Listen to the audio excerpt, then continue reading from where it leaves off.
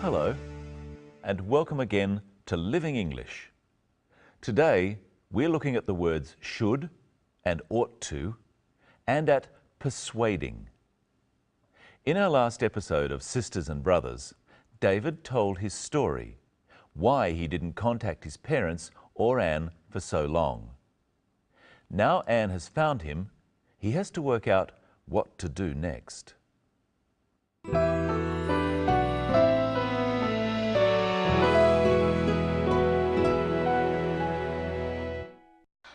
They'll be so relieved you're safe. We didn't know what to think, David. Can't I just disappear? You can pretend I don't exist. Oh, you should have told me. I could have helped. Didn't you realise we'd come and look for you? I just couldn't face Dad. You could have told your sister. I ought to have told you, Anne. I should have trusted you. I'm so sorry.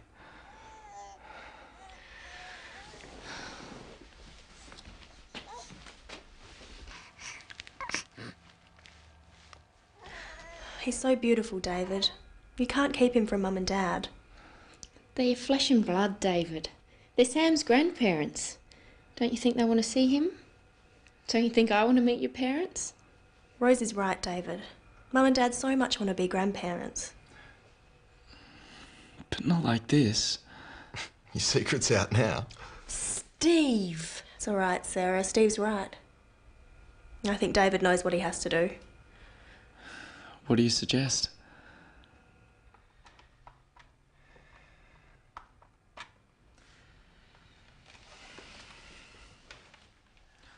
Hello, Mum. It's me, David. Yeah, I'm okay. I'm alright. Yep. Anne found me. Yeah, I'm working. Look, I'm so sorry that I didn't call you. Can you forgive me? Yeah. Okay, alright. I love you too. Yeah.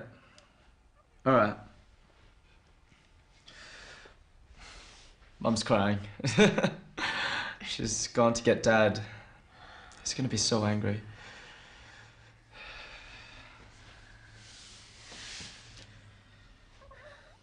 Hello, Dad?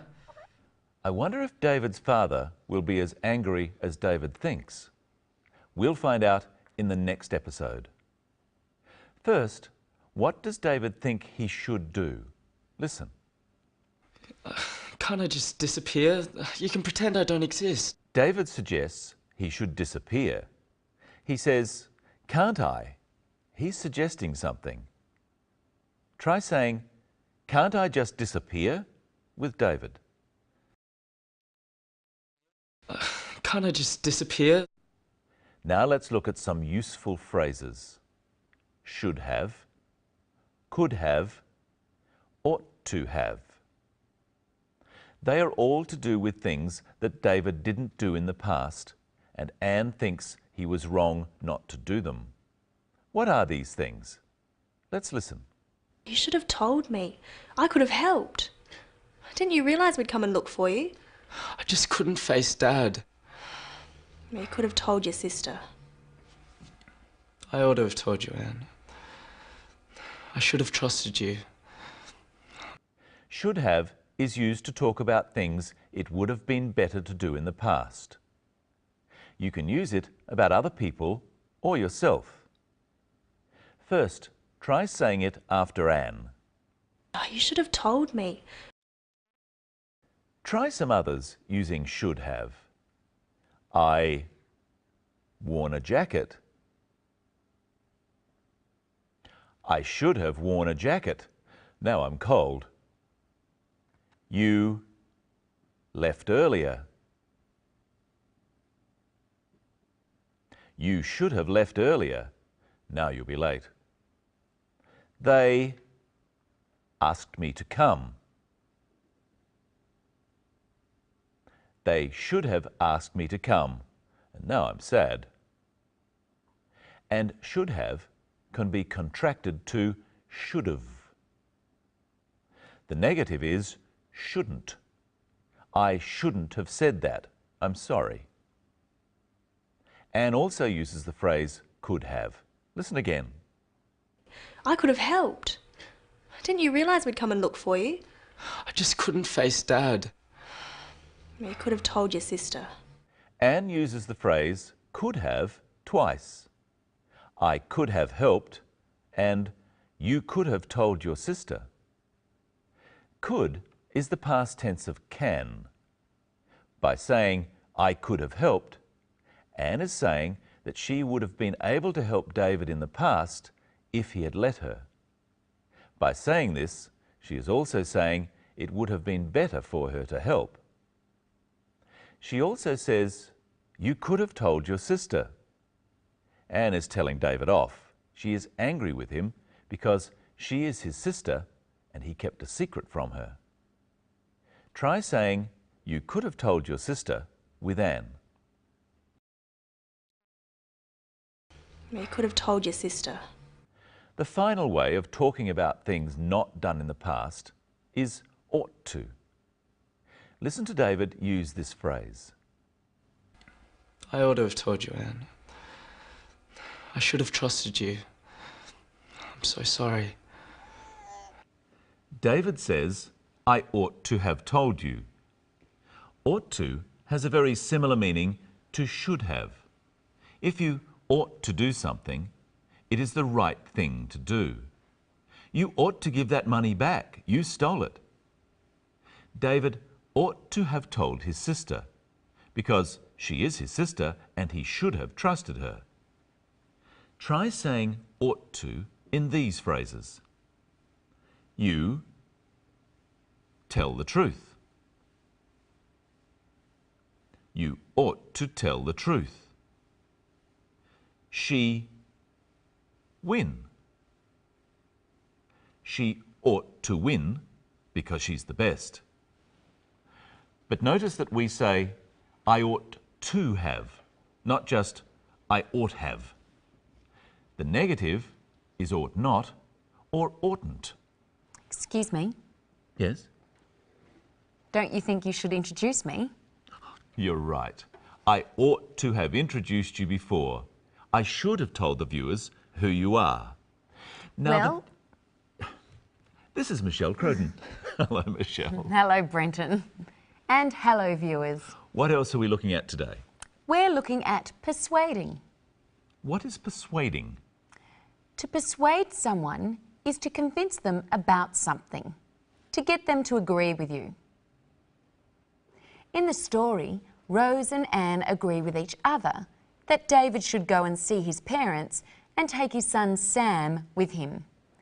But David isn't so sure.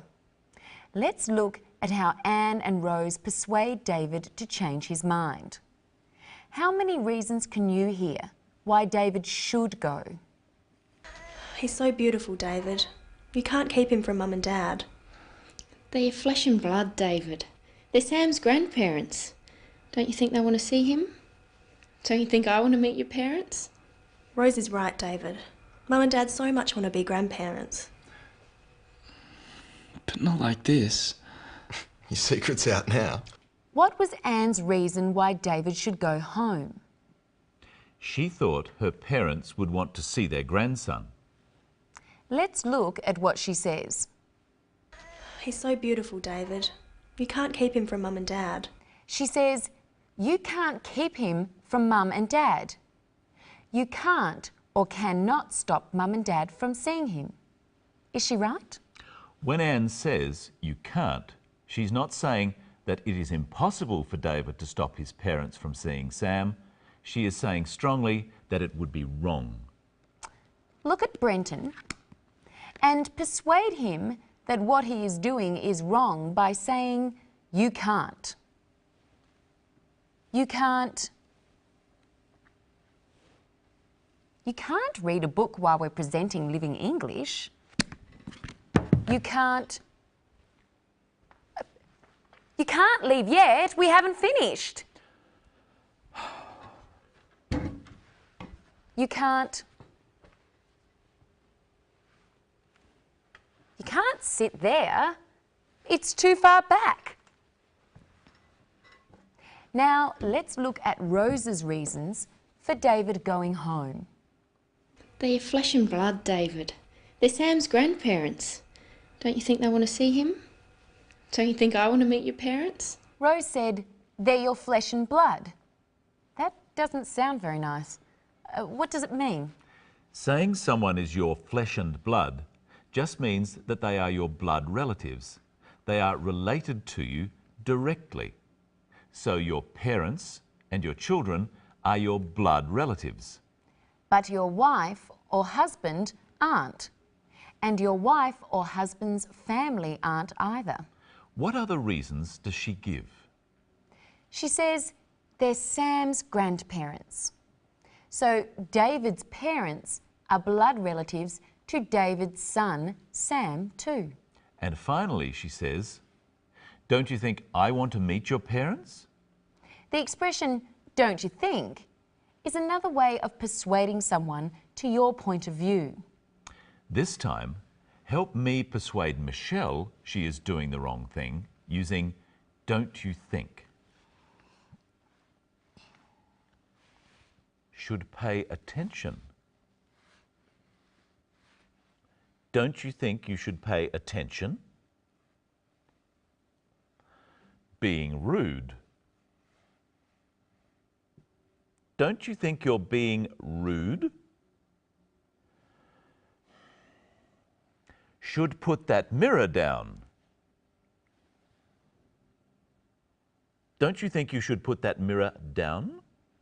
Oh, all right then. Let's look at the most persuasive argument of all. Persuasive is the adjective from the verb persuade. Your secret's out now. Steve! Steve says, "Your secret's out now." A secret is something you don't want someone else to know. But now David has been found, so his secret isn't a secret anymore. Finally today, let's look at two uses of a small word, so. Listen and see if you can hear them.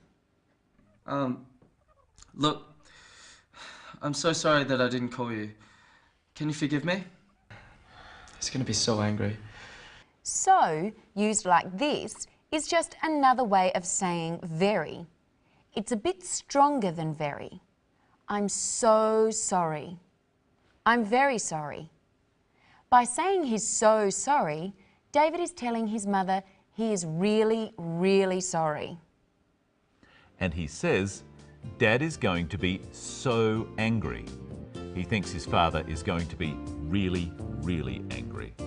And I'm so sorry to say we have to go.